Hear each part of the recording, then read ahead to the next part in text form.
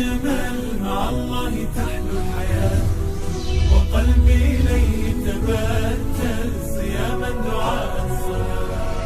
نصوم نقوم ونحيا مع الله في كل حال، نعمر بالخير الدنيا ونرضي بهذا الجلال.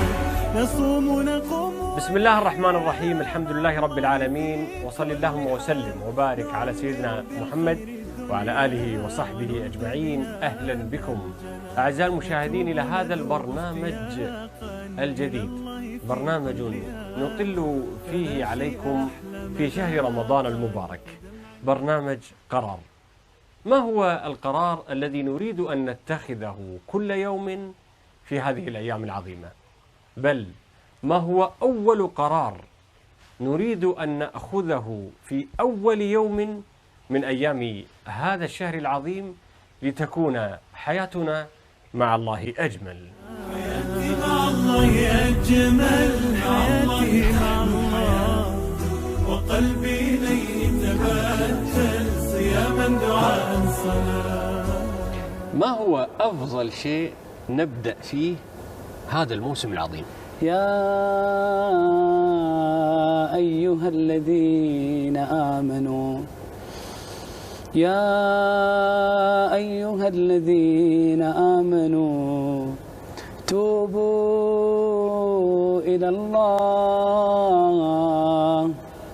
توبوا إلى الله، توبوا إلى الله توبة نصوحا، عسى ربكم أن يكفر عنكم سيئاتكم ويدخلكم جنات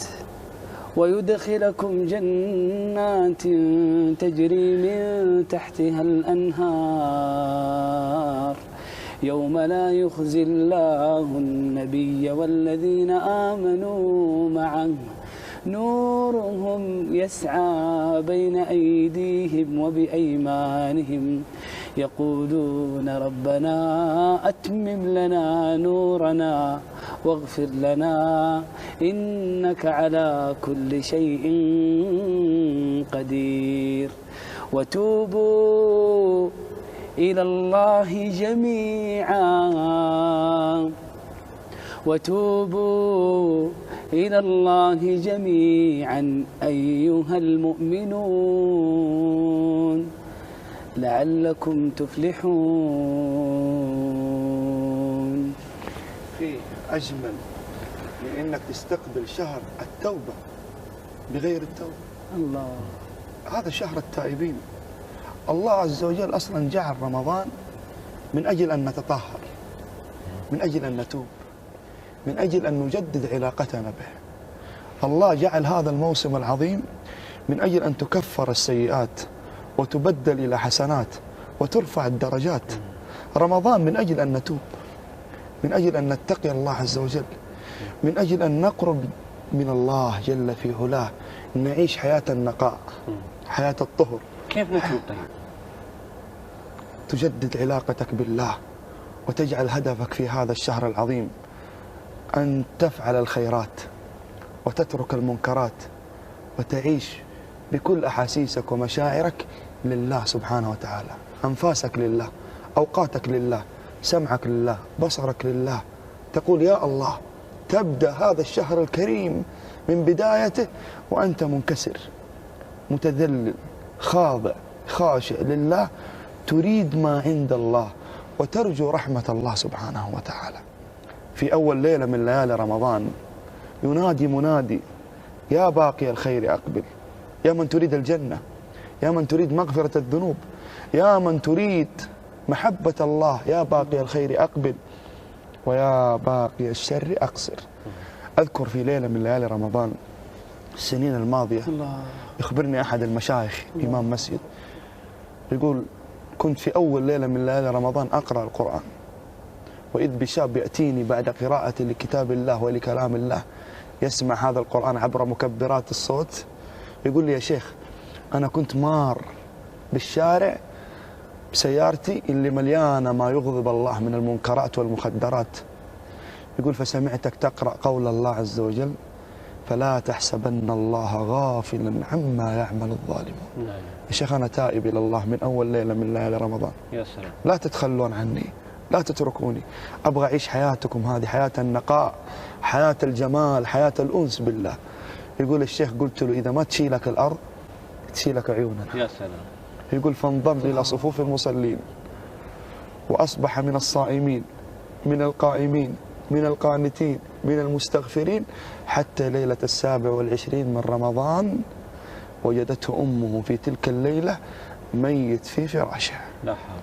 تاب ورجع إلى الله وأقبل على الله عز وجل، فقبض الله روحه في ليلة من أعظم ليالي هذا الشهر الكريم، ليلة 27 من رمضان. من أجل ذلك قال الشاعر: أتى رمضان مزرعة العباد لتطهير القلوب من الفساد.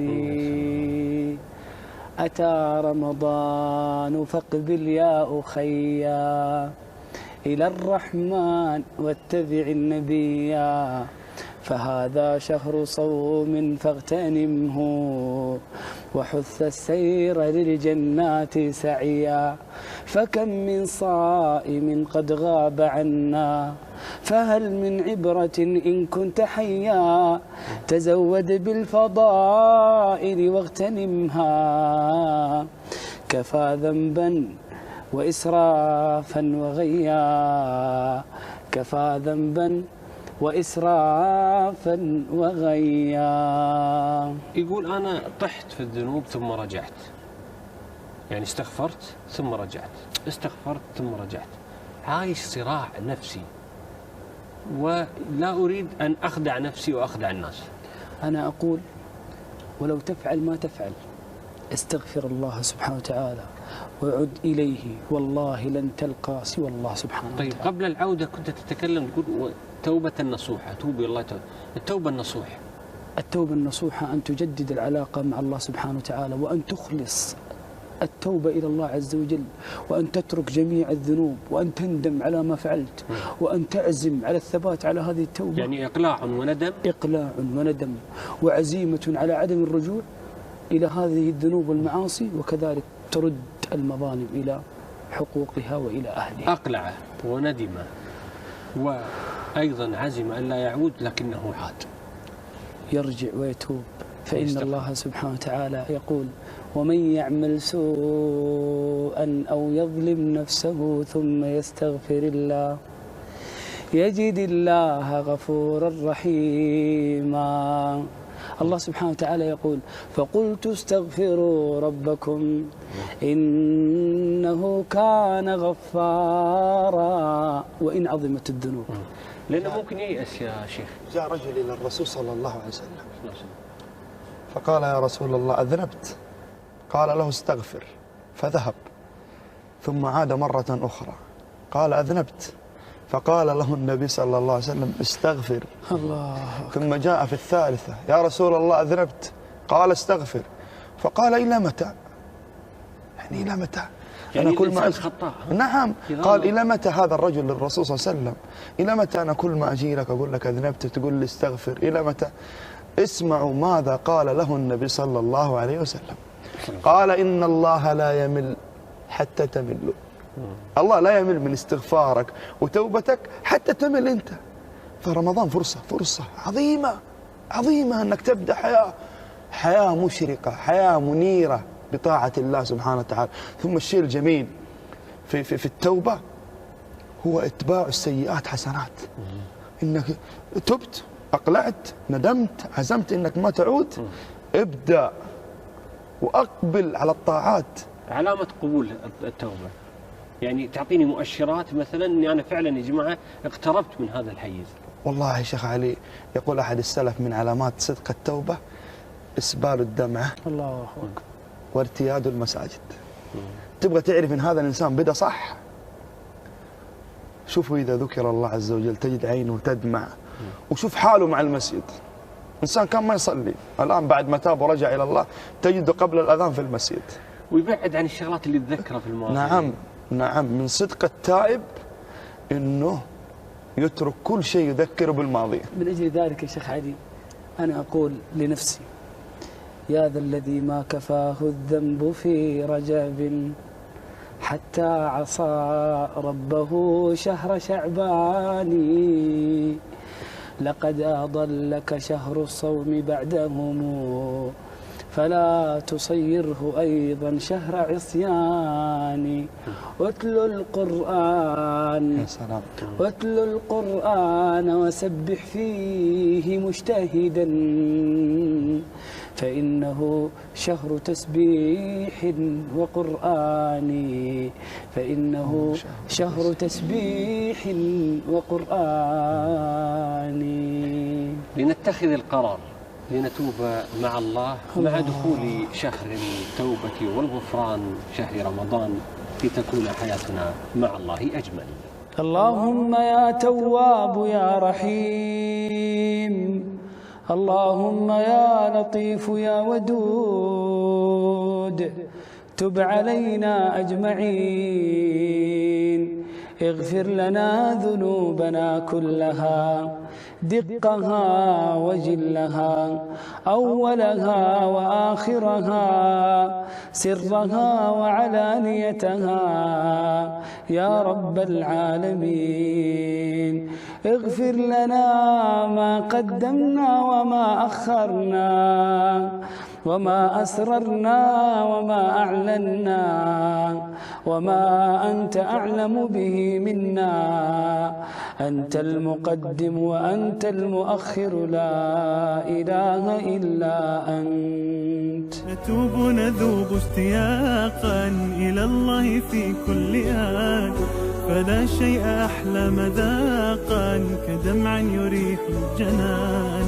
نتوب نذوب اشتياقا إلى الله في كل آن، فلا شيء أحلى مذاقا كدمع يريح الجنان. حياتي مع الله أجمل، حياتي مع الله، وقلبي إليه تبتل صياما دعاء صلاة.